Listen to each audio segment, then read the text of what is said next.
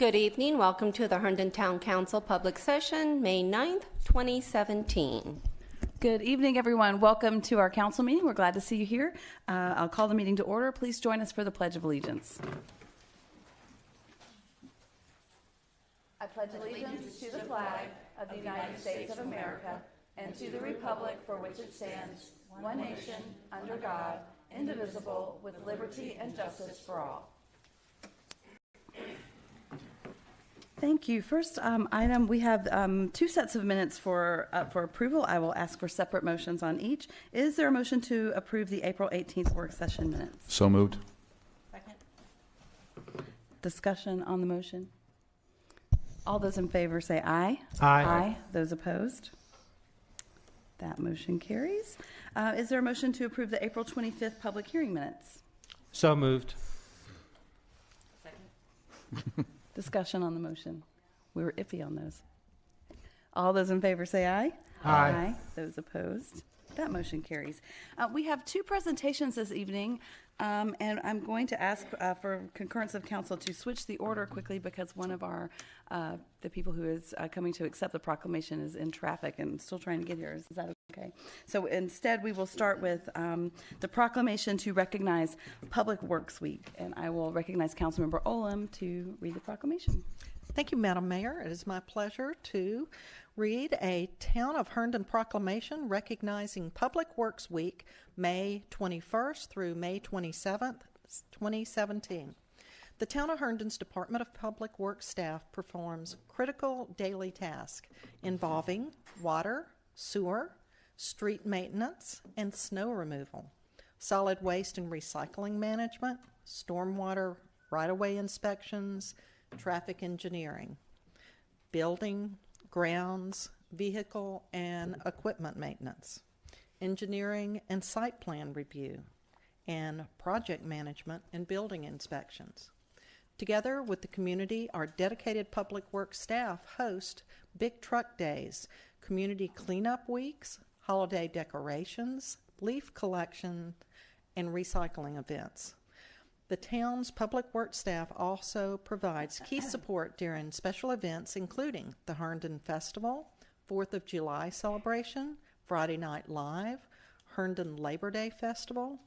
Because of the dedicated, efficient operations of the Department of Public Works, we are able to have clean water, clean communities, safe streets, neighborhoods, and efficient traffic operations. Therefore, the Mayor and Town Council of the Town of Herndon hereby proclaim the week of May 21st through May 27th, 2017 as Public Works Weeks in the Town of Herndon, together with this year's theme, Public Works Connect Us, which celebrates the vital role that Public Works plays in connecting all of us through the dedicated efforts of Public Works staff members. Public Works Department provide, maintain, and improve the structures, services, and assure a better quality of life for the citizens. Furthermore, the Mayor and Town Council of Herndon, Virginia support the town's Department of Public Works and other organizations that seek to raise awareness about the importance of maintaining the infrastructure and services collectively known as public works and acknowledge the hard work that they do each day to benefit our community. Thank you, Madam Mayor. Thank you. Comments from council. Ms. Olam. Yes, thank you. I know I have long been a supporter of Public Works. I mean, it is just so awesome. I remember back in the 90s when we had a really bad snowstorm. I think it was around 96, and it just wouldn't quit snowing, and you guys were out there almost as bad as Snowmageddon, but I think that was even worse. I didn't get off of my cul-de-sac for over a week when we had that bad snow in 96. And the way you maintain our grounds, keep everything clean, and you just have the friendliest staff as well. You're very helpful to the community, especially people that are handicapped, disabled. I'm always amazed that I live in a community where our public works will actually go and bring their trash down and take it back when we have those people in town. It truly makes Herndon a great place to live, and thanks for all you do for us. Thank you. Mr. Davidson. Thank you, Madam Mayor. I just want to point out that it's easy to do things when everybody's happy and you get accolades for every little thing you do. And I just want to mention that DPW under Bob Boxer's leadership actually does a great job when the things don't go quite as well and when maybe there's complaints, and takes positive action to remediate those things, and snow removal might be one of the things that I'm talking about. Every now and then we do get a complaint about that, and Bob is very quick to address the issue, and very happy for that. The other thing that I wanted to mention was some of the things that DPW does is not so visible to the town, and I have in mind how he takes care of some of the iconic edifices around town, particularly the caboose, which is a symbol of Herndon, and the depot, which is a symbol of Herndon too. Those are things that also DPW does. So thank you very much, Bob. Thank you. Other comments from council? Mr. McKenna. I just want to say, every time someone comes to me about the DPW and everything that they do, it's always positive, and you're always willing to help out and everything else. And my dad would always say, you know, obviously the DPW isn't, you know, the sexiest thing in the world, but there's a thin line between chaos and community. And if we don't have Department of Public Works, all of it falls apart. So please know that it's greatly appreciated, and it should be more than a week, but please know that we definitely appreciate you. Thank you. Thank you. Other comments? Vice Mayor. Well, I will chime in as well, because this is certainly something we get a lot of comments on, but of course it's a reflection of Bob and his leadership, and Dana and the other folks that lead his team. Within the town of Herndon, they're actually responsible for the roads. The rest of Fairfax County, they're not responsible for that. We're responsible for the traffic lights. I mean, like other council members have said, there's a lot of things they're responsible that you sometimes see or sometimes don't. But really what most of us notice is that things work really well, that our trash is picked up, that our streets are clean, that they're cleared when it snows. And there's also such an extreme responsiveness. I know they respond to me when I email, which is great. I appreciate that. But certainly other residents who have come to me, and you know, they'll mention little things in town that they'll notice, and either by using our app or by emailing, they do get that response, that those needs met right away. I know one of my friends, I have a lot of dog walker friends in town, friends that walk their dogs, and even if the bags aren't available, they'll email and that gets filled. So just having that accessibility, again, one of those benefits of town between our police and DPW, those really noticeable services. So thank you, and it's a pleasure to recognize you and your team for the week. Thank you. Ms. Cunningham. Thank you. Just piling on the accolades. We love you guys, honestly. You are the best brand managers the town has. Yes. You are a cohesive team of men and women. You like each other. You like working with each other. If you don't, you hide it really well. You have the best parties. And I really commend the sense of community that is the heart of DPW. I've had the pleasure of working with, folks just from Herndon Festival Committee, and the amount of dedication the whole DPW team puts in across all the different divisions is remarkable. No one ever complains about the early shifts. No one ever complains about the round-the-clock shifts when it's snowing. The Monday after Herndon Festival, you will not even see one little tick of trash in the downtown, despite the 40,000 visitors we've had for the past 4 days. And so the work is outstanding. The team is wonderful, and thank you for all you guys do. You guys are really the heart of our community. Anybody else? Signe? Ms. Friedrichs? There's not very much that I can add to that, except to say we're all very aware of all that you do. We're very grateful, and we appreciate it's a tough job, and I'm very glad you're there to do it for us. Thank you. Well, I just want to say thank you, and my colleagues have said it all already. You guys make us look great. You guys are everywhere. I'm all over town driving children to various events, and I'm the crazy lady in the gray car honking and waving at all of you everywhere. This morning I was walking around town with Jerry Gordon, Dr. Gordon from Fairfax County Economic Development Authority, and everywhere we turned there was someone from DPW fixing flowers, getting ready for the Herndon Festival. It was just remarkable. So I want to thank you for the customer service that you provide to everyone in town. You've definitely led the charge. We are trying to do it as well as DPW. We hear stories all the time, and I think everybody on the dais knows that if the town had to choose between their mayor and council and their Department of Public Works, we know we'd get the boot. So thank you for being here tonight. I'm going to Bob, do you want to do the PowerPoint first, or do you want to do the presentation and then the PowerPoint? I can do whatever you want to do. let's do that. Bob's going to show a PowerPoint about Big Truck Days, which was last week. It was a little bit rainy, but I'm sure it was a good time. So looking forward to hearing about it. Thank you, Madam Mayor and Town Council. I'll first say a few words about the department, and then we'll show the PowerPoint. But I just wanted to thank the Town Council for the support that they give us and the resources that they give us to help us to be efficient and effective in serving the community and also to be safe. Joining me tonight, as we usually do, and hiding in the back, is Charlie Kemp and Jimmy Linton.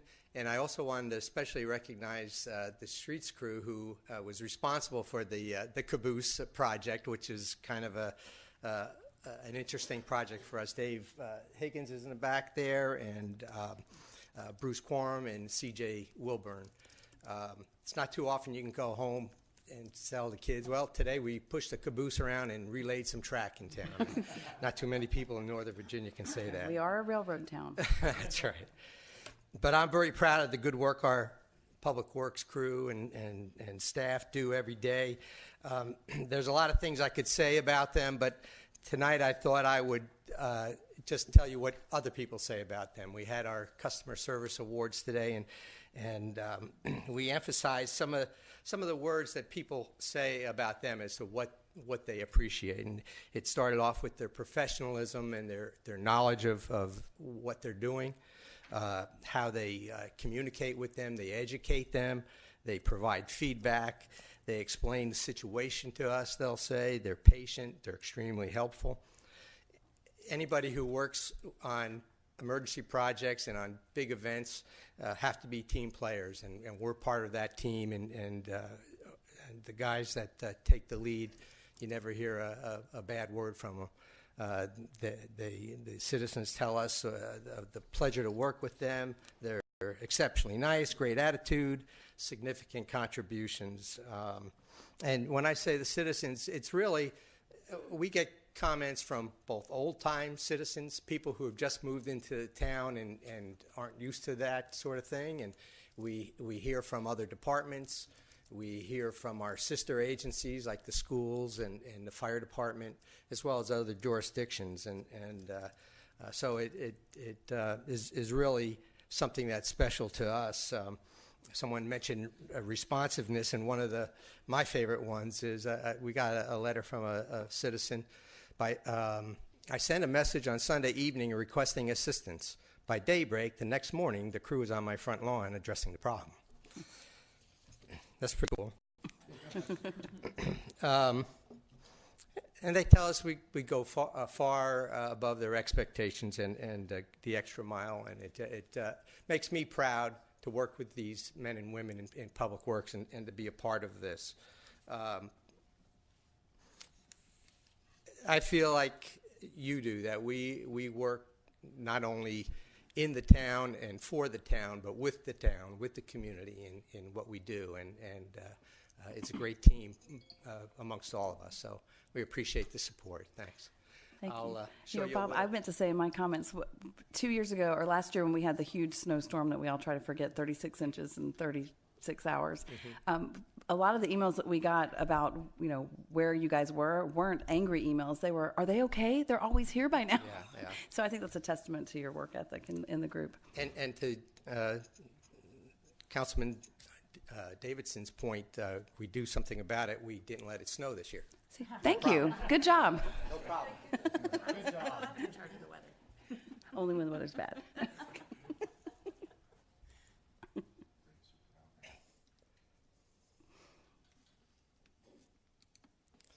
I got to tell you one other story, if I can, because Bruce Quorum's here, and one of the notes we got, one of the thank yous was there was a tree down, a small tree down on the ramp to Fairfax Parkway. So Bruce went out, and it was chewed down by a beaver.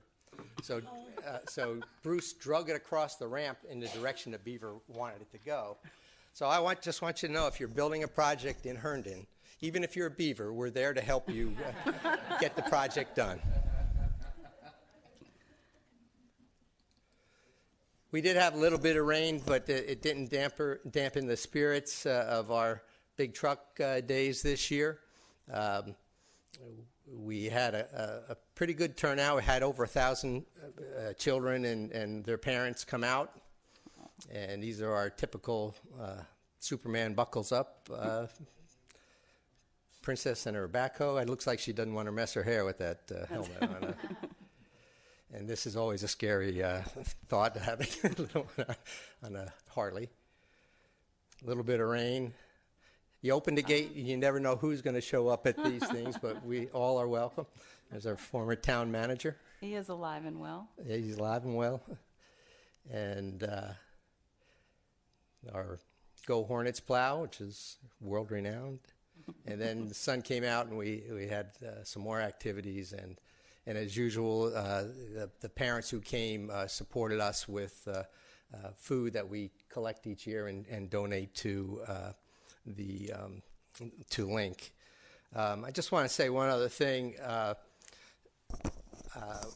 This morning when we had our safety meeting and we presented the wards, and we went over the words that people say that are important to them. And as I gave Johnny Johnson his award, he was the last one up. He said, "That's just what, it's just part of the job." And I think that says it all for Public Works. Thanks. Thank you. Well, I would like to invite down Bob, and I see a lot of the crews here from the Department of Public Works. We'd like to invite you all down along with the entire council and entire dais and for the presentation.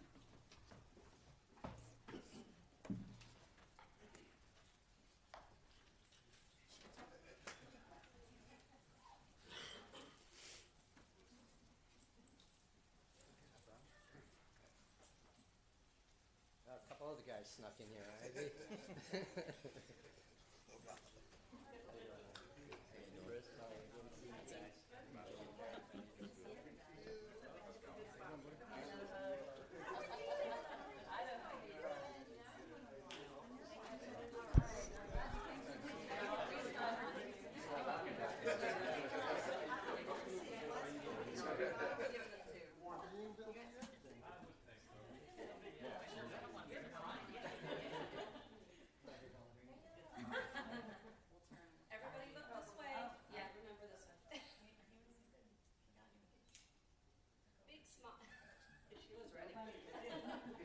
Big smiles.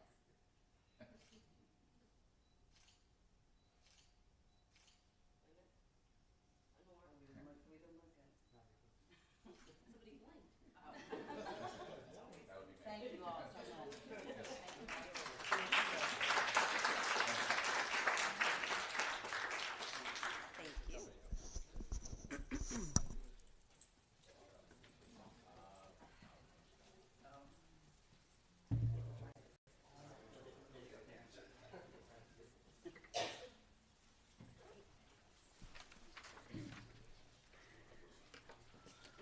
So next up, we have a proclamation to recognize Asian Pacific American Heritage Month, and I will recognize Councilmember Cunningham to read the proclamation. Thank you, Madam Mayor. A Town of Herndon proclamation recognizing Asian Pacific American Heritage Month, May 2017.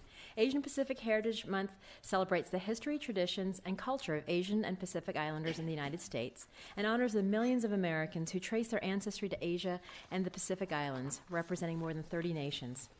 First established as a week-long celebration by Congress in 1977, presidents have continued to pass proclamations honoring Asian Pacific American Heritage Week until 1990, when Congress expanded the observance to a month. In 1992, Congress passed a law annually designating May as Asian Pacific American Heritage Month. May was chosen to commemorate the immigration of the first Japanese to the United States on May 7, 1843, and to mark the completion of the Transcontinental Railroad on May 10, 1869, as the majority of those who laid the tracks were Chinese immigrants. The landing of the SS Gaelic into Honolulu Harbor on January 13, 1903, marked the first wave of Korean immigration. Therefore, the mayor and the town council of the town of Herndon, Virginia, hereby proclaim the month of May 2017 as Asian Pacific American Heritage Month. Together with this year's themes, unite our voices by speaking together. We recognize that Asian Pacific Americans, who through their hard work, dedication to family, and strong sense of community have helped us unite and sustain our nation and have continued to break down barriers of discrimination, indifference, and intolerance toward people of all backgrounds. Further, the mayor and the town council of the town of Herndon, Virginia, hereby celebrate Asian Pacific American citizens for their commitment to leadership, dedication to knowledge, and determination to succeed, and highlight their contributions across all aspects of our society, including the arts, science, industry, government, and commerce. Further, the mayor and the town council of the town of Herndon, Virginia, hereby encourage all residents to learn more about the history of Asian Pacific Americans and to observe this month with appropriate programs and activities celebrating these diverse cultures. Thank you, Madam Mayor. Thank you, ma'am. Comments from council? Ms. Cunningham. Thank you. It's really nice to be able to recognize the diverse community that we live in, and I find that to be a real privilege that we live in a place where people come from all over the world, recently and not so recently. We were watching a show the other night about the first Irish Americans that came here, and my husband's Irish via Arkansas. And it's one of those things where, everybody, the saying in our household is everybody, you may have come over on different boats, but you're all on the same boat now. So I think it's a good time to recognize that and celebrate that, and to really celebrate the American dream of being inclusive, tolerant, welcoming, and compassionate country. Thank you. Thank you. Other comments from council? Mr. McKenna. I'll try and be succinct about this, but my parents used to have a newspaper shop for years, and there was a Korean man who used to deliver the newspapers to us, and my dad would say, only in America can a Korean gentleman deliver a Polish newspaper to an Irish newsstand. So I think that's what makes America truly unique, because we have so many people from so many places, as Ms. Cunningham said, and it's just it's well overdue, and it's a good thing. So thank you. Thank you. Other comments? Vice Mayor. So I want to particularly acknowledge that I think we're really lucky on this board to have particularly have Ms. Cunningham, Councilmember Cunningham. I still have to get used to not calling you Councilmember Wolf, but Councilmember Cunningham, who is the only female Korean American elected in the entire state of Virginia. So I think we're really, really fortunate. And I think there's two men, Korean American men, who are actually in Fairfax County, but Grace is the only one in the entire state, which on one hand is great because she's on our council and she does represent our community, and I think that is a reflection of our community. On the other hand, we certainly want to continue to see more diversity throughout the state in terms of our elected officials, but really thankful that we have Grace. And certainly something we talk about a lot is Herndon is a hometown for everyone, recognizing the different people in our community that make it what it is, that diversity of background and perspectives and ideas is really where our strength comes from. So excited that we recognize for this month. Thank you. Other comments from council? Mr. Davidson. Thank you, Madam Mayor. I was actually just trying to sit here and word how I would say exactly what Vice Mayor Baker just said. So let me pile on and say that it's a honor to sit up on the dais with the only female Korean heritage elected official in Virginia. Thank you. Thank you. See, it is nice to go last because everybody's already said everything. Is any other comments? Ms. Olam? Yes, I remember when we were looking at places to buy in Northern Virginia, and we came here, and some people dissuaded us. You'll have to pay extra taxes if you live in the town, but we wanted to have our own form of government. And when I moved into the neighborhood in Four Seasons, Autumn Glen, it was like moving into the United Nations. There were people from all over. We had neighbors across the street that had moved here from Cambodia. So thank goodness they always included us when they had their annual thank you party to all the people that had sponsored them over the years. And I had some of the best, they were Chinese, Vietnamese heritage. So we had some of the best Chinese food, homemade right across the street, right here in Herndon. And we have so many really awesome people in our community that are from the Asian heritage. So I am thrilled to be here with all of our melting pot in Herndon. Thank you. Oh, did you want to? Sure. I echo everybody else's statement that the inclusivity of this town and the diversity of this town is one of the things that makes it a great place to live.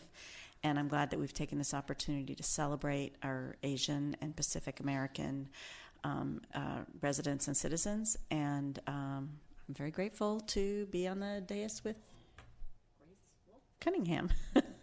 Thank you.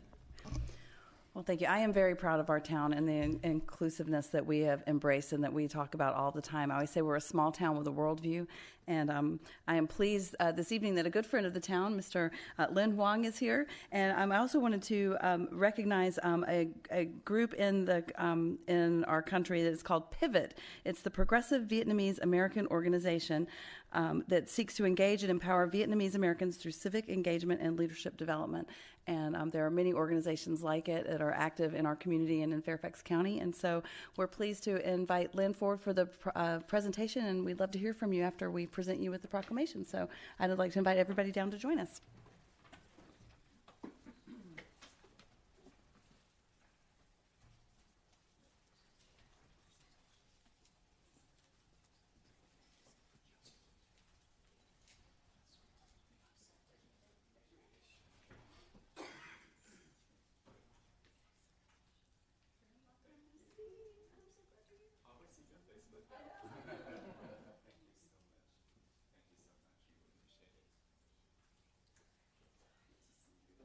We're excited. We always see each other on Facebook. We never see each other in the real world. Thank you so much. Thank you, sir. Thank you. I think we have to face this way. Is that right? Look at Margie or she'll know us. Don't blink. Yeah.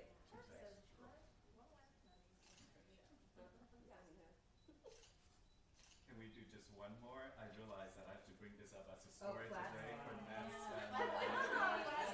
talk about it. For API Heritage Month. Elementary school teacher, I There you go.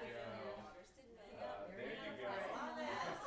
We'll get a couple of, I might have to zero in.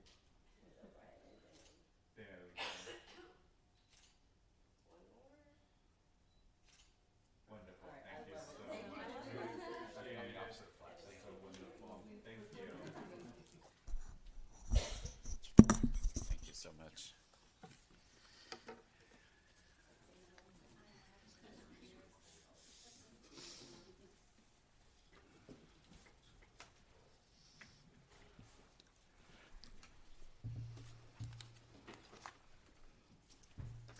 Thank you, Madam Mayor, and the rest of the town council members, as well as all of the staff and our citizen here for recognizing API Heritage Month. This is so important. As I drove over here, I keep asking myself the question, why are we celebrating it? And I can't believe it. It's been a year already. And I look at my niece, Natalie Flat Maddie, and she wants me to tell her stories from the things that I'm doing and things of where I've been on the road. And to me, that's what API Heritage Month is about, even though it was just last year. But we're really using these moments as an opportunity to really, like you said, recognizing the accomplishments that that Asian Americans have contributed to our country and where we are and reflecting on those accomplishments and realizing that there's a lot more to be done ahead of us. Council Member Cunningham is not only the first Korean American woman in the Commonwealth of Virginia, but the first Asian American woman in the Commonwealth of Virginia to be elected. And so I think that is something that we're so proud of. And for her leadership in encouraging women and people of diverse background to enter into public service and to lead and take ownership of our towns and communities.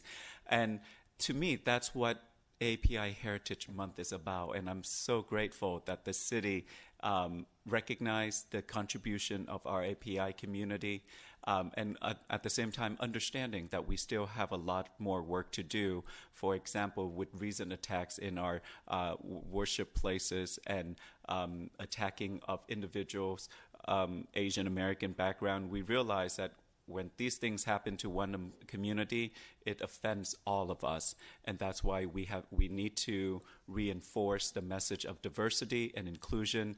And Herndon has been leading in this space in building an inclusive and a welcoming community. And Herndons represent a place where we keep families together and not tear our families apart.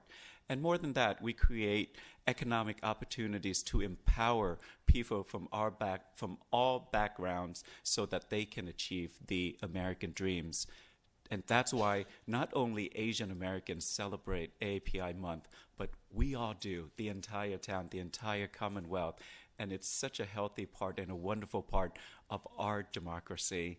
And it's just so good to see that we celebrate API here.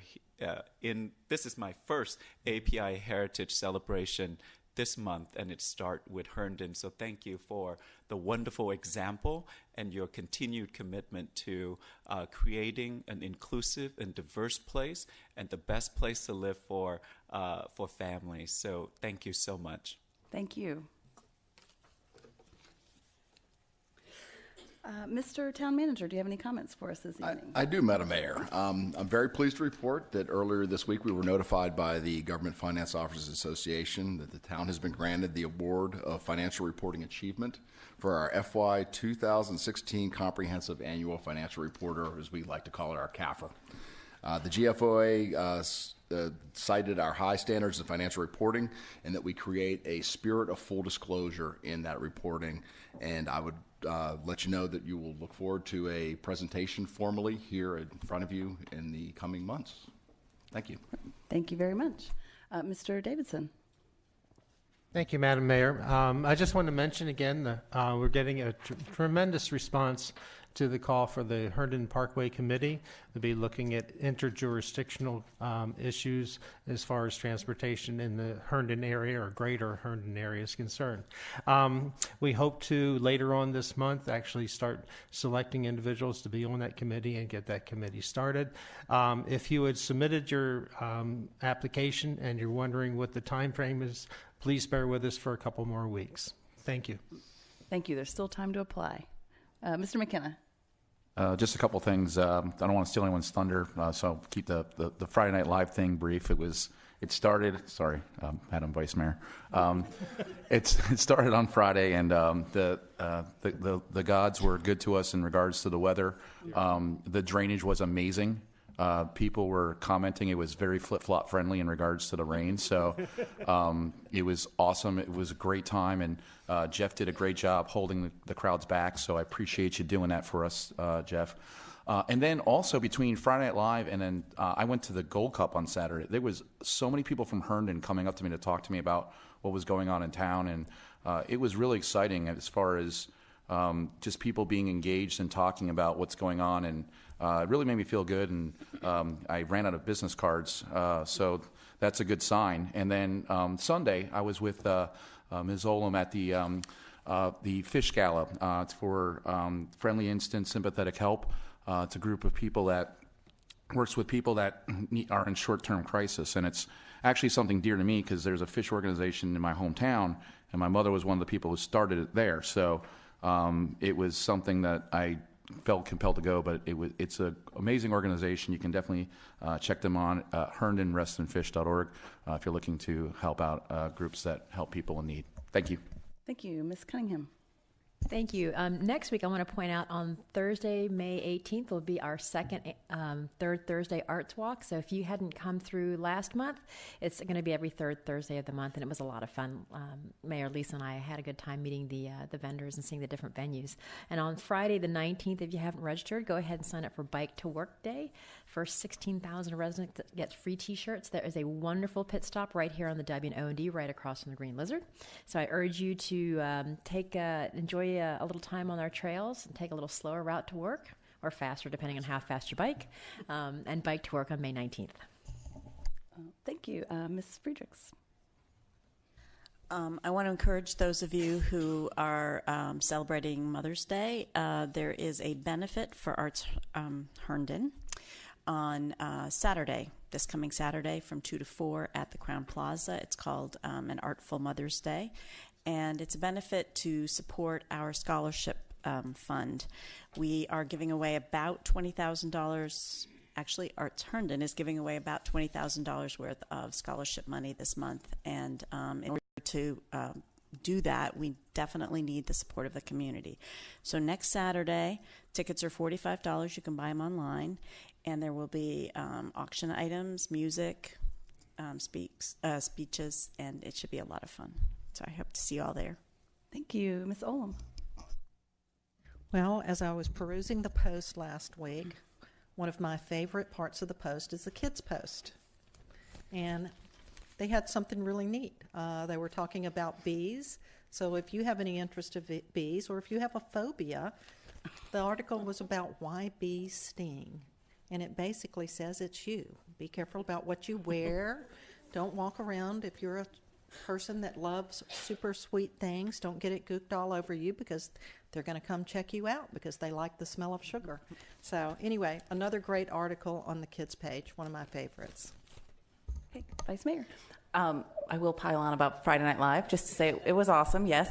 But also I want to comment with DPW, the lawn looked amazing, right? And I know your crew had resodded or really reseeded, resodded.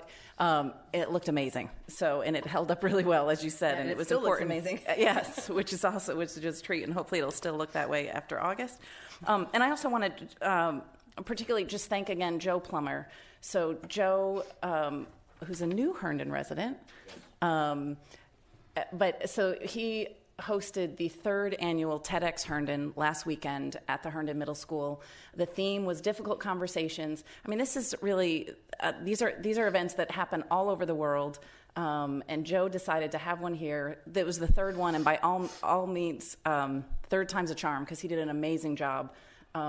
Had speakers from all over the country. Again, the theme was difficult conversations, which was so appropriate for what's happening. I think a lot of us are struggling with different conversations and how to communicate better with each other. And it was just a really wonderful day. So we somehow get some credit when folks see us and we're like, it's Joe Plummer. We just get to go. So I want to just acknowledge that again. Thank you. Thank you. I wanted to take a minute to congratulate Lisa J. Yates, town attorney, who has been elected as a director to the Local Government Attorneys Virginia Board for a 2-year term. So congratulations, we think. We're really proud to have you representing our town on a state level like that, and we know you'll represent us well.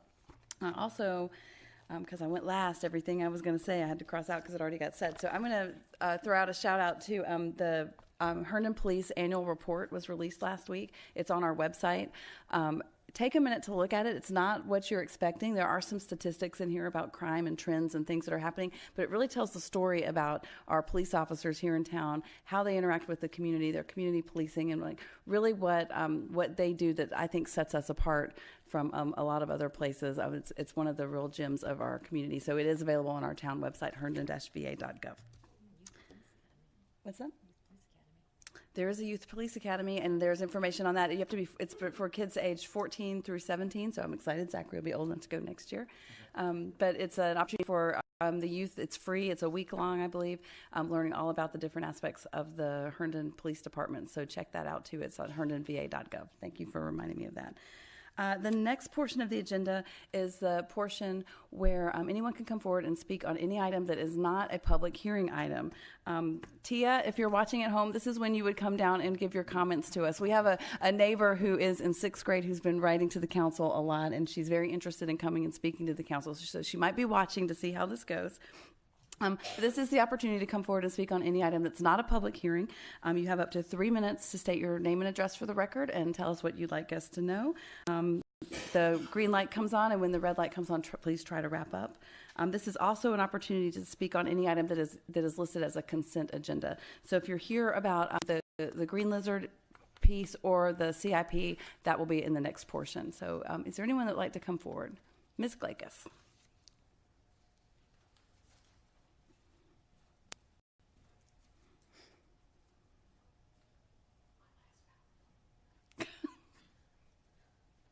And Tia, you don't have to have a PowerPoint if you come. My last one.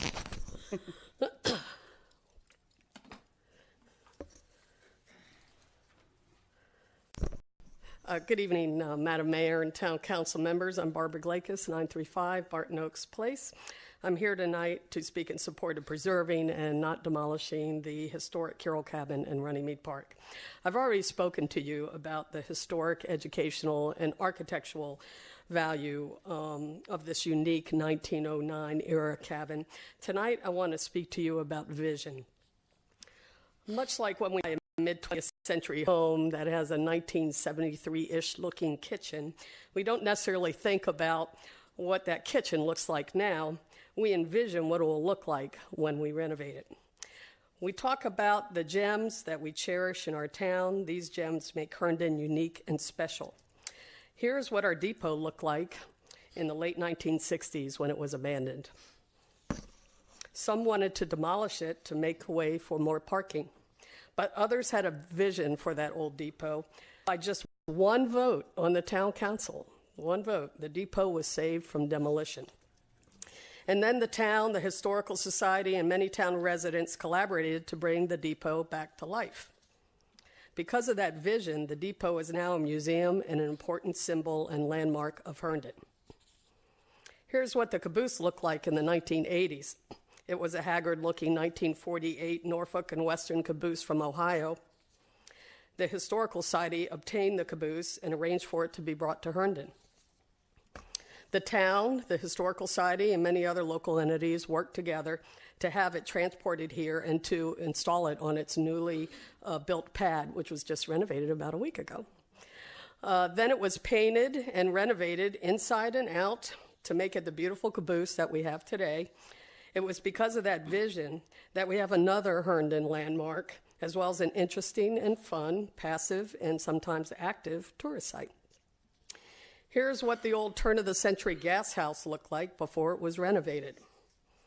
It's a symbol of our historic past, before our town had electricity, when the town had gas lights downtown. This structure was one of the few to survive the 1917 big fire. The town, the Historical Society, collaborated to bring this structure back to life. Because of that vision, it is now a small, passive tourist site, a site that tells a story about Herndon's past. Now I respectfully ask you to use your vision to imagine what the Carroll Cabin could be and to imagine how it could benefit the town once renovated, just like we did with the depot, the caboose, and the gas house. Once renovated, it'll be an interesting and very unique passive tourist site and another town gem. Thank you. Thank you, ma'am. Is there anyone else who would like to come forward and speak on any item? Yes, sir. Nice to see you. This isn't why I'm here tonight, but the Department of Public Works presentation reminded me of something that I thought I'd share. Recently, my daughter and I were driving back to our house, and we noticed one of our elderly neighbors struggling to get her trash can out to the curb, and she was really having a rough time. So we pulled into our driveway, started walking back up the street. By the time we got there, two Department of Public Works individuals had stopped and were helping her with her trash. I thought that was fabulous. Thank you for sharing that story. Is there anyone else who would like to come forward? Yes, sir.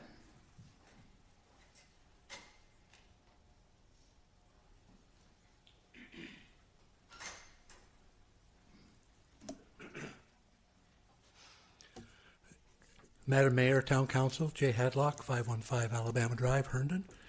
I'm here to speak on consent agenda item 17G49, having to do with Eldon Street. The town is presented with no real good choice when it comes to building a new bridge over Sugarland Run. And I do support the building of the bridge one half at a time. Traffic is going to be challenging enough doing it that way instead of closing down Eldon Street for 18 to 24 months. My only regret is that you did not really consider offering the option of no bridge. But taking the best of two choices, the town will probably be better off allowing traffic to continue while construction goes on. Thank you. Thank you, sir. Is there anyone else who would like to come forward? Yes, sir. We knew you'd be lonely on a Tuesday eventually.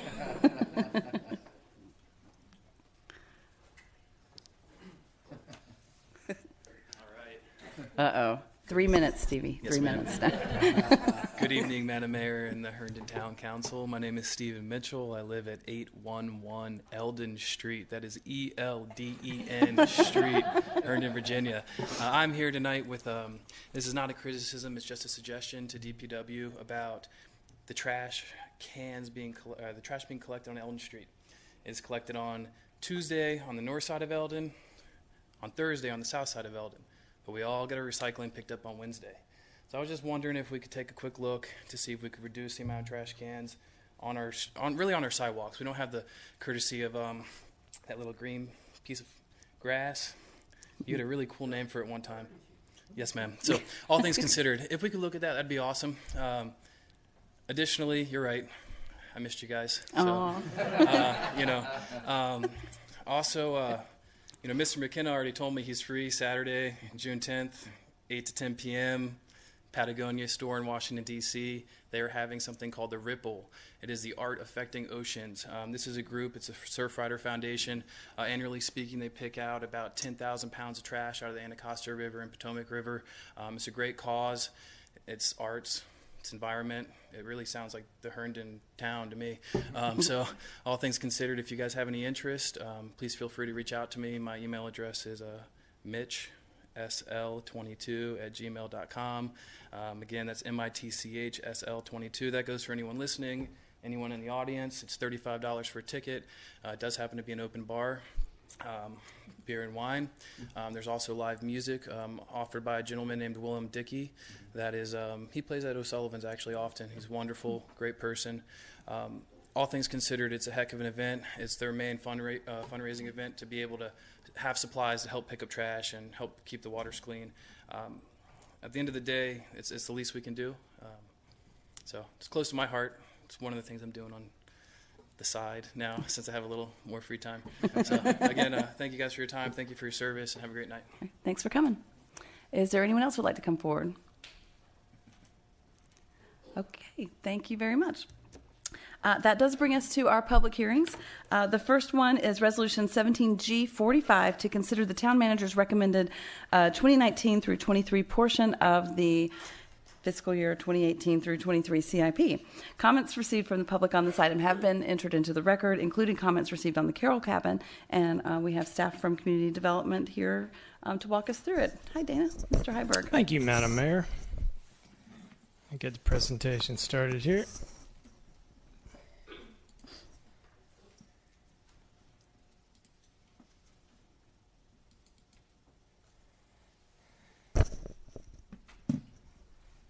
And this is similar to the work session presentation, and at the end I will cover, however, the change that we have included in the resolution to reflect what we believe was your direction at the work session, the council's direction on the adopting resolution. So we have the FY 2018 through 2023 capital improvement program. As usual, the first part of the CIP is really adopted with the annual operating budget, and tonight we're really looking at what we call the out-year project amounts. They represent a plan to support the major project stages. But it is an important plan of how to fund and finance and how to see these projects through to implementation.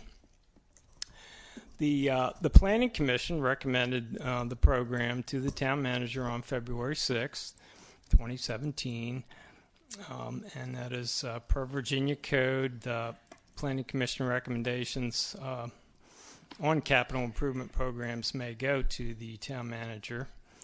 Most items, of course, go to the town council, but we use the process that the code allows for the CIP to go to the town manager. And then the town manager completes his budget, and he has recommended a CIP. It's very similar. We have the addition of $148,000 to advance the Sterling Road project, to begin design in FY19, and that was actually requested by the commission. Also, the town manager's added a new project. Did not come come about early in our staff level process, but the new project is number 38 of the general fund projects, and that's traffic signal uninterruptible power supply with some funding in FY18 and $300,000 in total funding. Of course, your FY18 portion of the CIP was adopted when you adopted your operating budget last month. I'd like to mention that the CIP is aligned with our adopted comprehensive plan. For instance, some of the major projects in the CIP that require debt financing are included in the comprehensive plan, such as Runnymede Park Nature Center, the Community Center Phase 5.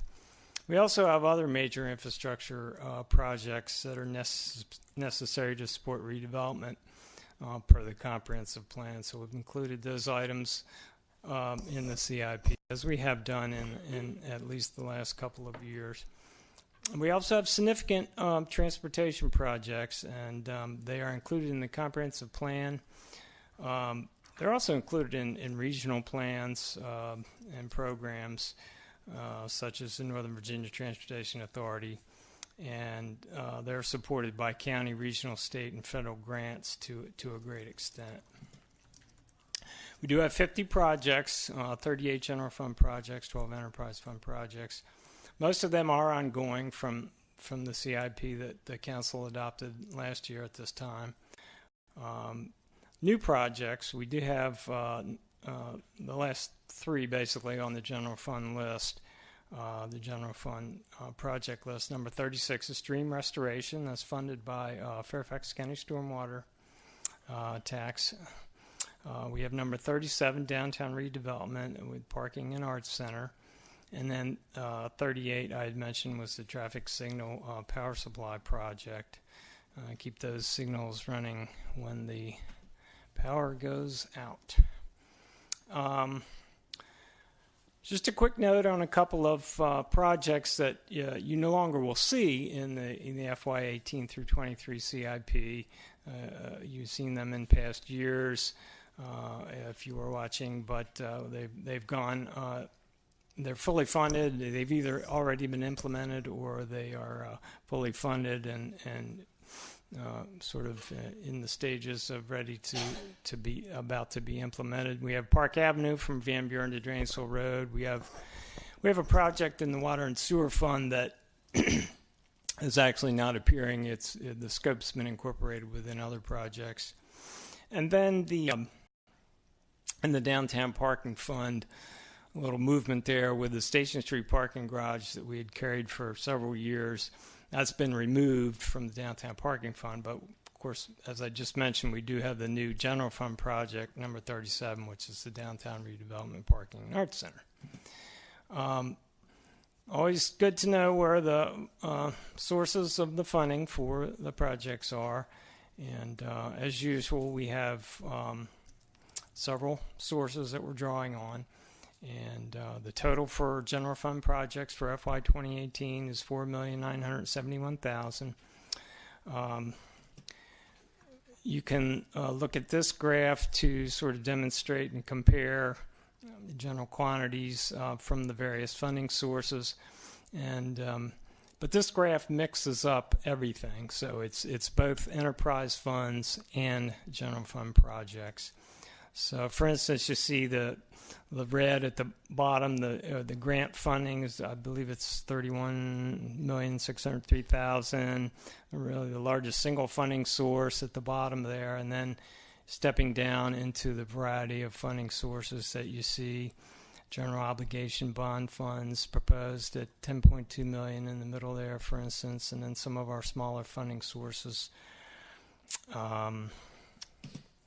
Another way to look at the funding sources here is just give you some of the specific quantities.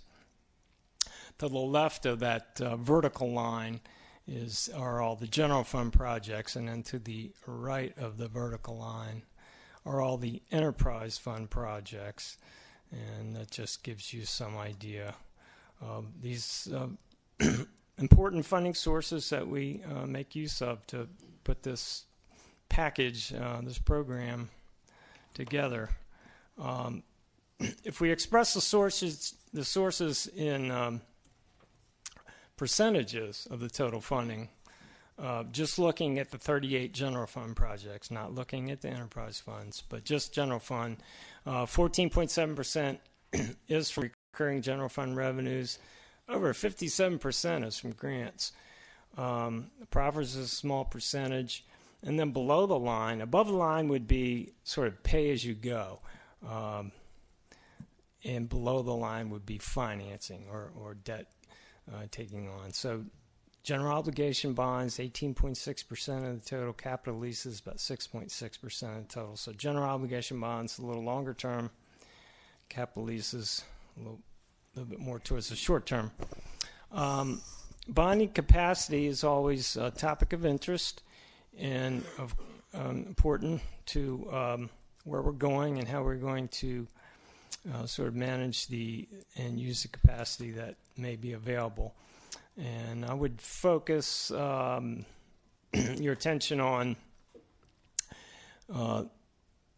the available after deducting 20% reserve, which is the third, I guess that's the fourth column over.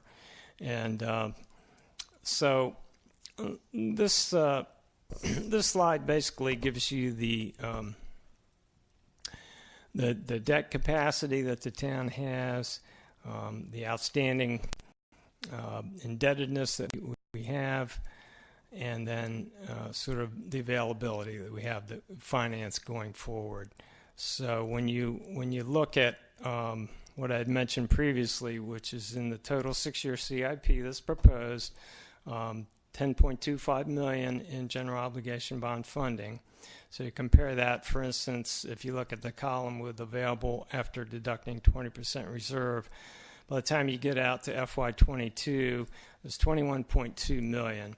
So proposing to finance $10.25 million gives you an idea that, certainly not,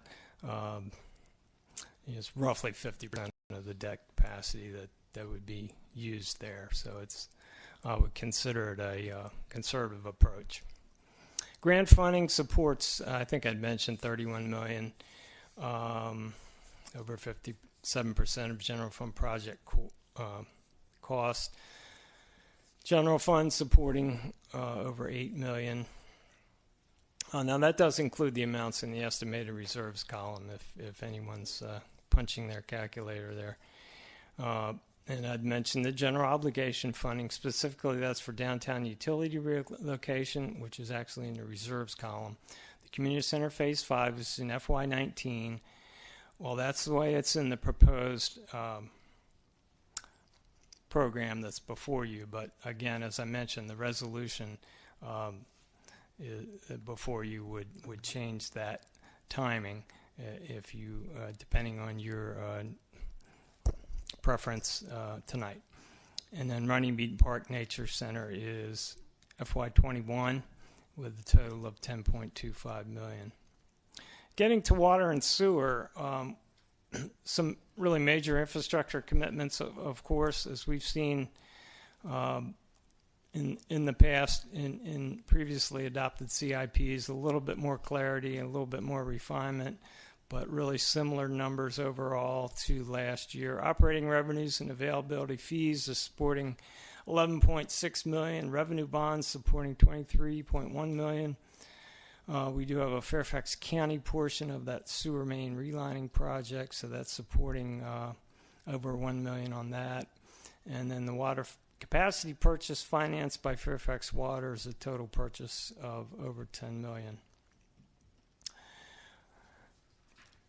Just quickly on Parks and Recreation, we do have 9 general fund projects related to parks and trails. And of course, all these projects for construction are really implemented by Public Works. Community Center Phase 5, again, as I just mentioned, the resolution before you would change timing on this, but this is as proposed. Runnymede Park Nature Center, the general obligation bond funding in FY21, and Brady Park Tennis Court. We have reserve funding for court renovation And then at this point, we have to be determined in FY18 and 19. We do have $300,000 in FY20 for the air structure membrane and the mechanical system that supports that structure. Sponsored by Community Development, we do have 9 general fund projects. We have 4 street improvement projects. We have the East Eldon Street, which is really a major VDOT project. And the quantities on that do not carry to your general fund summary. Otherwise, that summary would be increased to the tune of about $44 million.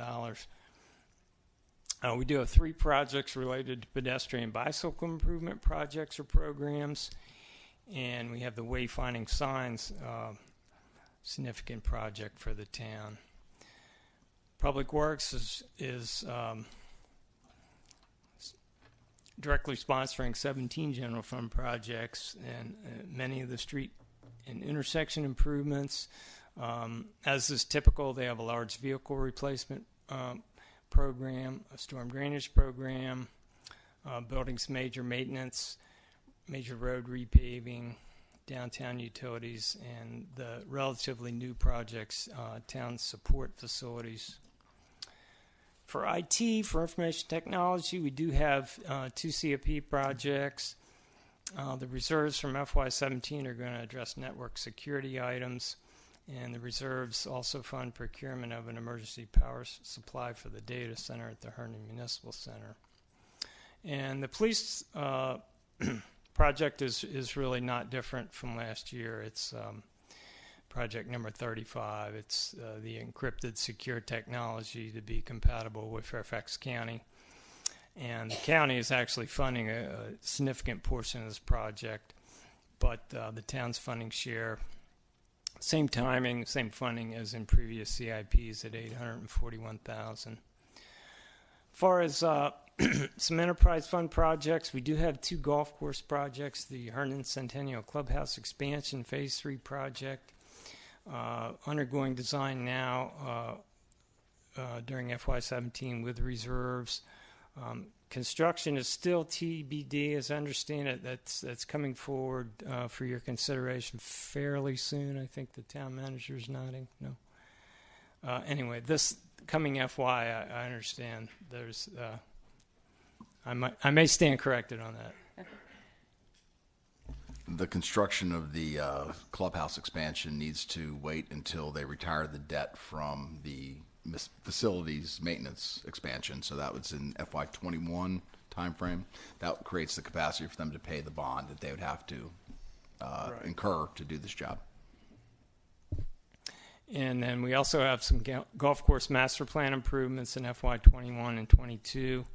For the water and sewer fund, we have 9 projects to address capacity purchases. The major water and sewer capacity purchases. We have infrastructure, capital items, and vehicles. I'm going to go over that just a little bit, and then I'll be wrapping this up. CIP project number 45 is that major sewer capacity purchase. It's planned to advance in FY18 with the first year of debt service in FY19. Annual amounts of $1,421,000 to support that debt service. We do have options with Fairfax and Loudoun under review to see if we can minimize costs. Number 48 is the water capacity purchase. Arrangements are to be determined, with options include financing through Fairfax Water. Right now, the project sheet you are seeing $420,000 debt service on a total loan of $10,278,000. And these are similar to the capacity purchase figures in the previously adopted CIP. We do have project number 41, which is general water maintenance, providing for some major components of the water distribution system. It's $3,312,000 over 6 years. And you can see the detail on the project sheet as far as the individual segments. Projects number 42 and 43 are the major vehicles and equipment, one for water, the second one for sewer. So that's a relatively quite small project. Number 44 is more significant, sewer utility master plan, really providing some of those major upgrades for sewer conveyance, including both your Sugarland Run and Folly Lick trunk lines, to support the growth that we're looking at with the adopted comprehensive plan. Number 46 is sewer main relining and manhole rehab. That's kind of a reliability and a preventative approach. $2.5 million. Number 47 is water utility master plan improvements. We're looking at construction and upgrades to the water distribution system. Really a key issue there is Virginia Department of Health recommendations for major increase in our water storage levels, in our tank storage levels, to meet their requirements and provide that sufficient fire flow and also water for domestic use, and that's $3,308,000 over 6 years. Number 49 is water storage tank rehab, and that provides for life cycle repair and maintenance of the existing elevated water storage tanks. We've got total funding of $1.13 million. Specifically, FY18 funding supports the 3rd Street tank painting and rehab, and then the Spring Knoll tank painting and rehab was completed in FY16. So the revised resolution that you have before you directs adjustment to the Community Center Phase 5 funding. That was our understanding from your work session discussion, if we were able to capture that. And we tried to provide what your intention was. So that basically, I can read that if you like. For the Community Center Phase 5, CIP General Fund Project 6 will be moving the funding of $3.13 million from FY19 to FY20, and then moving FY20 funding to 21, and then further we'd just be adjusting some bottom line totals. Of course, obviously you need to change your bottom line totals and to reflect those changes if you adopt this resolution, and all these things are interconnected, of course. So financial table 8 needs to change. Attachment 4, our funding sources, which goes source by source by source, that'll need to change. So all these things you can direct staff through this resolution to follow through if that is your desire, and make those changes for final adoption. With that, I'd be happy to answer questions. Thank you. Are there any questions for staff? No? Anyone? No? Okay. Okay, so just to clarify, we talked last week about some possible moving around of the Nature Center and the Phase 5, but what we have before us reflects keeping the Nature Center as it was in the original resolution, but moving Phase 5 from 2019 to 2020. I just want to make sure that that's clear for everybody. Yes. Okay. Thank you. So no other questions of staff. This is a public hearing, so I will call on comments from the audience. So I'm just like before, you have up to 3 minutes. Please state your name and address for the record. When the red light comes on, please wrap up. Is there anyone that would like to come forward and speak on this? Ms. Hadlock.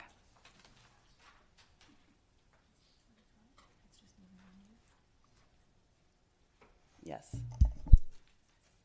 Good evening, Madam Mayor, Town Council. My name is Carol Hadlock. I live at 515 Alabama Drive. I'm here on behalf of the Friends of Runnymede Park in reference to what you've just been talking about, 17G45, to ask you to speed up the timetable for the construction of a nature center in Runnymede Park. We've been waiting for a very long time, 10 years actually. The Nature Center was fully funded in the Capital Improvement Program with a date certain until around 2007 or 8, when the funding date was changed to an undetermined date in the future with no funding listed.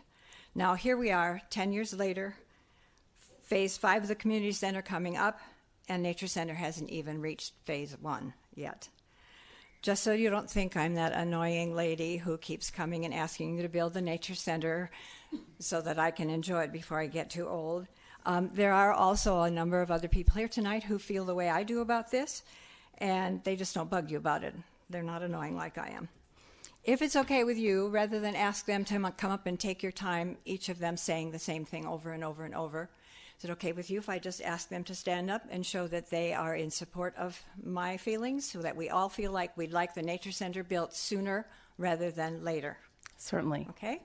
All right, audience, if you feel the same way I do about building the nature center sooner rather than later, thank you so much. Thank you so much. And thank you for your consideration of our request. Thank you, ma'am. Is there anyone else who would like to come forward and speak on this item? Mr. Edwards. Sure, come on down. State your name and address for the record, please. Harold Edwards, live at 1030 Sterling Road here in Herndon. Thank you very much for your time again. I do have a couple of new things to say. I've been before the council a couple of times before with regard to the Sterling Road multimode improvements.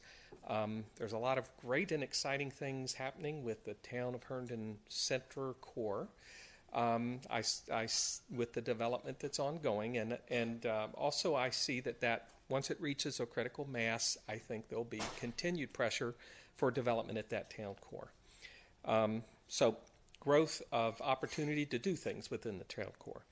Also, on the western edge of town, along Route 606, there's some exciting things going on there. I have to admit, I'm excited about the Wawa opening up, but and also, I want to mention, recently I saw an article saying that with the waterside development that's planned out there, there's another 405 units that have been requested, which would bring up to about 3,000 housing units there. And if you look at where that's located, I suspect a lot of those people would come into the town. And if you look at the transportation means between the center of town and that area, it's probably, it's extending along Eldon Street, then Sterling Road out to the edge of town. And all of that is residentially zoned, and as it should be. But my point on this is to try to anticipate that, do as best we can to try to maintain the residential nature of that corridor as traffic pressures increase along both Eldon and Sterling Road. I see that as one issue that affects both of those, from Center Street to the edge of town. Thank you very much. Thank you, sir. We certainly agree with you. Is there anyone else who would like to come forward and speak on the CIP? Yes, ma'am.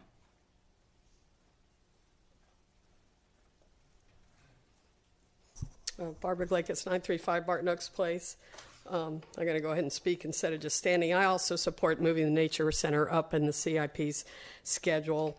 I thought there was discussion about switching the Nature Center and the Community Center extension. I didn't see that in that resolution. Maybe it's in some other document I haven't gotten my eyes on yet. This can be done by moving up the Nature Center if we want to do it. As long as we have the bonding capacity and the architectural and engineering schedule allows it, I think the bonding capacity should be no problem, because the Nature Center bonds cost much less than the community center bonds. And so I have faith in DPW that can look into expediting the A&E if the county directs them to do so, and I'm sure that will be one factor.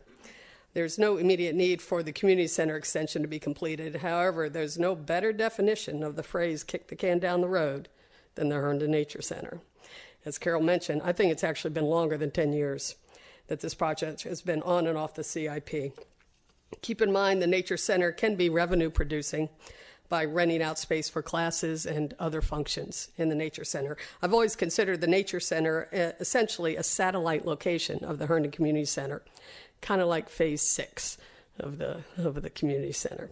It can be used like that for classes and other things. So we can do this project now. I don't mean literally now, but sooner in the CIP, and I encourage you to make the schedule changes to the CIP. Thank you. Thank you, ma'am. Is there anyone else who would like to come forward and speak on the CIP? No. Okay, thank you. We'll close the public hearing and move to council level. If I may, I'm a little bit out of order, but Mr. Town Manager, the question was posed about why the resolution doesn't reflect that which was discussed last week of possibly moving it forward. Can you elaborate a little bit on that? Yeah, when I sat down and met with staff about that, we were a little confused, or we're not confused, but we were a little concerned by the current state of the plans as they existed 10 years ago or whatever. We were trying to figure out whether we could revive those or if we had to go back out and start from, in essence, from scratch. As we were trying to get our hands around that and the costs around that, it was becoming very apparent that we couldn't really tell you if it's feasible or not to move it any faster. So in this planning document, we left it as is to try to answer those questions, and then in a future iteration come back and we could always jockey things around if at all feasible. It also gave us some opportunity, especially in bonding capacity, to take a look at where we are with the downtown. We'll have more, that'll be in greater focus is what we're doing there. It just allows us some space to answer some questions. So it was kind of, both of these moves were placeholding, to be brutally honest with you. Just to push back to say, yes, I've heard you, that this is not your priority. Let's placehold, let's analyze and assess where we are, and then come back with a better idea of what the schedule could be, what's feasible, and what the costs are associated with those things. Thank you. Thanks for clarifying that. So we will move to council level for discussion and action. Ms. Olam. Madam Mayor, I'd like to move approval of 17-G-45 with the following changes. And if you'll look at the actual resolution at the last, now therefore be it resolved, number 2, the second paragraph under number 2, where it says move the funding of $3,130,000 from FY 2019, cross out 2020 and replace that with 2023. Further, move the funding of the $100,000, mark out FY 2000, I think that was 2020, to beyond, because that would go into 2024 to do the finishing out. And then the rest, the summary according to the appropriate changes. And then I provided council members the attachments where I'm showing how they moved it on those 2 documents. And I emailed that to the town manager and town attorney so that you have a copy with you, or I have another copy here.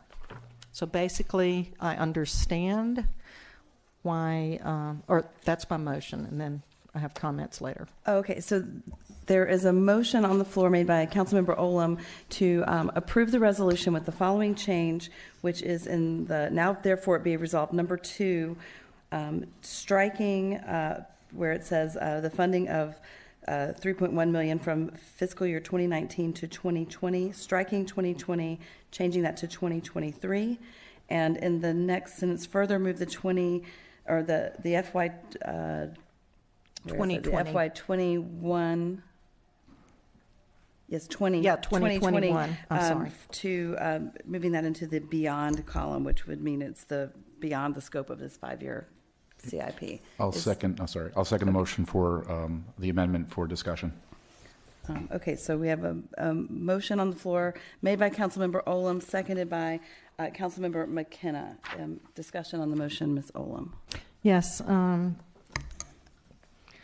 We finished phase 4 the same time that the Nature Center should have started. We should have had shovels in the ground. And so now during that 10 years, we're looking at doing another phase to the community center. And also during that 10 years, we've added some very nice restrooms to Haley Smith Park. We've added a very nice skate park. And still, the promise of a nature center is still out there. And at least we got it back on the CIP. But I would like to see that move forward prior to phase 5 on the community center, because of all the things we have going on right now. We're looking at a downtown development with a parking garage. We're looking at an arts center. And rather than get started on phase 5 and turn around and have to cancel some of these other things, I would really like to see us move forward with that and take care of the nature center first before we go to another phase. Thank you. Thank you. Mr. McKenna. I'm in agreement as well. I just know that, I think, promises were made, and I think promises should be kept. But more importantly, this has the ability to reach out to a group of people who, some people don't, as far as community center is concerned, they're into, science and nature. And, going to Nature Fest last year was truly eye-opening to me. But I look at a friend of mine, his sister was a biology major at Delaware when she was going around, collecting butterflies, and now she's in biotech, and she might have been the one that got away, but because she's doing very well. And I think that at the end of the day, we have to encompass the community as a whole, and I think something like this can bring some new blood and some new vitality to not only to the communities, the nature center, but also to a part of town that should have some visiting. So that's how I see it. Thank you. Further discussion on the main motion? Anyone? Vice Mayor? Sure. Yeah, I'll just add to that. I also agree with this change, and that I do think we're long overdue to have a nature center. I remember when this was discussed 10 plus years ago and how that changed. And I do think ultimately it's about the needs of the community, right? The community center is working really well today. Not to say at some point we might want to increase the capacity, which of course is why we're keeping that in there. But it does appear, and per Parks and Rec, that it does currently meet the needs and the short-term needs of our immediate community and our surrounding community. So to me, it's more about, it's not a necessary investment within the next 1 to 5 years for the community center, given that I do think we still have capacity for growth with our existing infrastructure there. And as Mr. McKenna said, really adding something new to the community, which has been discussed for a long time, I think is much more compelling to sort of diversify our resources and our services that we can provide in the town. We're really lucky to have, in our little 4.2 square miles, that we have lots of public land, right? I mean, Runnymede, I think, is 38 acres. Is that right? 58. 58 acres? I think it's 58. Right? So that's a substantial amount of public land that I think we could be doing more with. Not to mention, things like the golf course, which of course also falls sort of within that Parks and Rec kind of feel, what people do in their free and leisure time. But we're really lucky to have that. There was a time that golf course was considered for development, right? That could be houses. So I love that I think this is a great opportunity to just expand our services we can provide, not only to our immediate citizens, but further outreach from there. So I'm very supportive, and thank you, Ms. Olam, for taking the initiative on making the changes. Thank you. Mr. Davidson? Thank you, Madam Mayor. I'd like to just endorse the interim town manager's approach to this, that these two items really both are placeholders in a plan for the future. This particular council will be able to control the fiscal year 18 and fiscal year 19 budgets. After that, there may or may not be another council sitting up here that actually makes the decisions for those particular years. In my background, I've always, as a management principle, decided not to make a management decision before you need to, because some of the things may change, and some things that you're not aware of, some facts may come to light that change what you might decide. In our case, we're pretty sure that's going to happen with some funding issues that come up later in this year, so we probably will have to make some changes to this budget anyway. I support the change with those reservations. Thank you. Ms. Cunningham. Thank you. What's nice about the CIP is it does give us, as Councilmember Davidson mentioned, a long time to think about some big ticket money items. I think the town's professional energies, fiscal energies, and operational energies will be devoted to our downtown for the next several years, and I really don't want us to take an eye off the ball.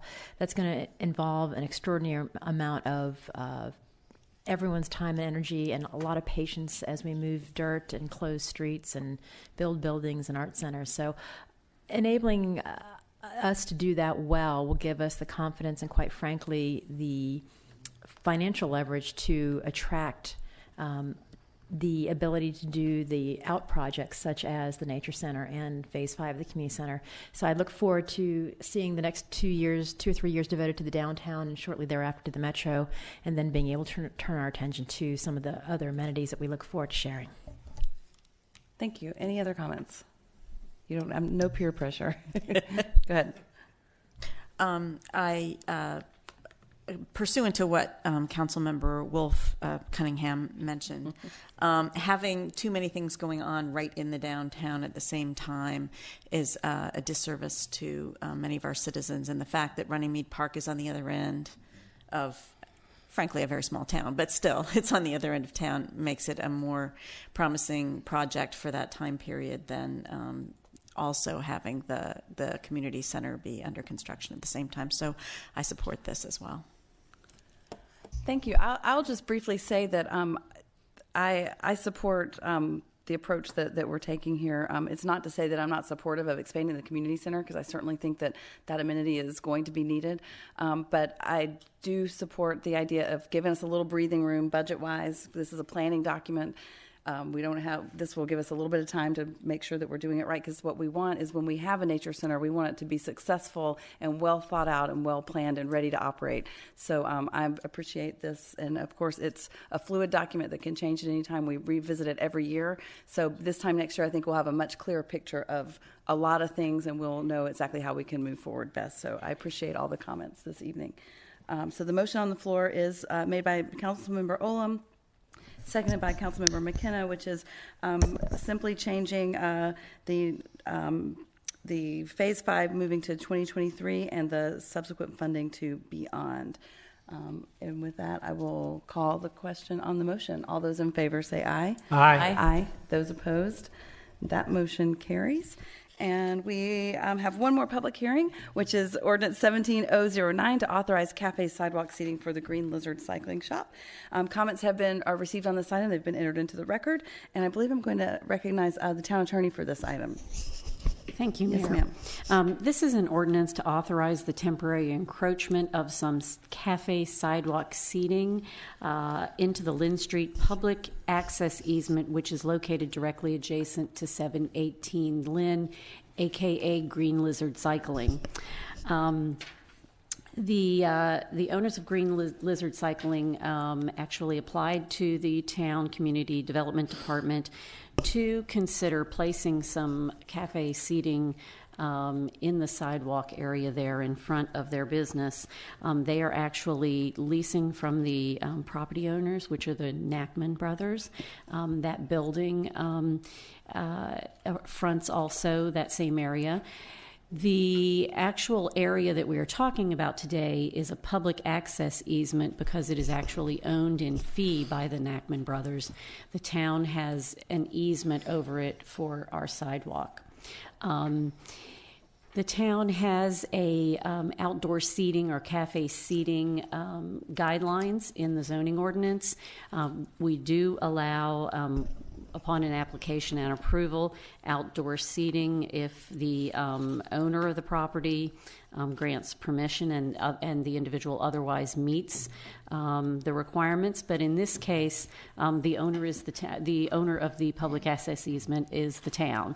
So therefore, the town council has to approve this situation. The application the owners have met all the standards that they need to meet. They are also proposing serving alcohol in the cafe seating area. I believe they have a license or have applied. They have a license to serve beer indoors. They would like to do that outdoors. Once they receive, assuming they receive approval from council, they'll be taking that approval to the state ABC for approval to also serve that outside in the very small seating area, but I think it will be very popular. Thank you. We also have CD here. We also have Lisa Giller in here from CD if you have any questions. Okay. Are there any questions of council for the town attorney or CD staff? Nope. Okay. This is a public hearing, and I see the applicants here. Did you want to come forward? You certainly don't have to. You're just here to keep your eye on us. I like it. Okay, perfect. So this is a public hearing, so we'll call on comments from the audience. Rules are the same, up to 3 minutes. State your name and address for the record. Is there anyone that would like to come forward? Okay, seeing none, I will close public hearing, move to council level for discussion and action. Madam Mayor, I'll move approval of ordinance 17009. Second. All right, discussion on the motion. Ms. Cunningham. I think it'd be a great addition to our downtown. Ms. Olam. It will give the downtown a greatly needed vibrancy, and I know when I see people out at O'Sullivan's, it just looks so inviting, and I'm sure when cars pass by, and even better for you, when bicycles pass by, they're going to come over and want to get involved in what you've got going on. Okay, Sydney. Ms. Friedrich, sorry. You can call me Council Member Friedrichs. Okay. Council Member Friedrichs, would you like to speak now? If you please. I think this is going to be a great addition to the town. I can't wait. We need more and more of this kind of outdoor seating for refreshments, for entertainment, and I'm so excited that you guys are doing this. So. Don't make me use my gavel. Vice Mayor. Yeah, I mean, this is such an easy one. This is a fun one to get to vote on. So thank you to the applicant and the owners of Green Lizard for bringing this to our attention. If there are other businesses in downtown or other parts of the town that think that they could support this as well, by all means, come to us if it's applicable or if you need our approval. Otherwise, I look forward to seeing you outside at the Lizard. Thank you. Mr. McKenna. I think not only the intended is to serve people, but the unintended consequence is even better in that people see a vibrant downtown Herndon community, along the bike trail. I know some people like to stop at Olax, and some other things. So now they'll have from Purcellville all the way to Arlington, they can stop. But I remember last year when the band did the May the 4th, and people were just stopping on the trail, just watching us, saying how cool this is. And again, this is just another cool factor that's going to come to our town, and we're really excited about it. At least I'm excited about it. So thank you. Yep, absolutely.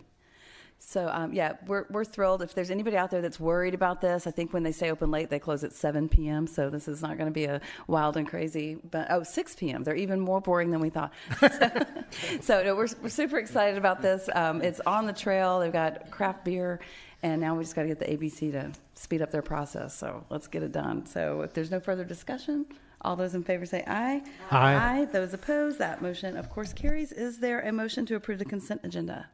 So move. I'll second that. There is no discussion on the motion. So all those in favor say aye. Aye. Aye. Those opposed, that motion carries, and that concludes our agenda this evening. Madam Mayor, seeing no other business, I move we adjourn. Second. All those in favor say aye. Aye. Aye. Those opposed, we stand adjourned at 8:32 p.m. And the Lizard is closed, so we're not going over there right now, I guess. No. That's right. Thank you all for being here.